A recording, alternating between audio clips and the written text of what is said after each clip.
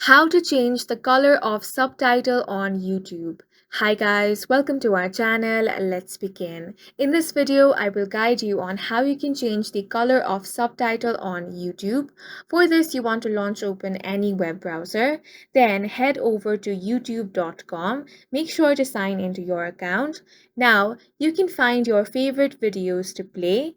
Once you have found the video and you want to change the color of the subtitle, then you want to click on the gear icon, which is going to open up the settings. Now click on the subtitles option.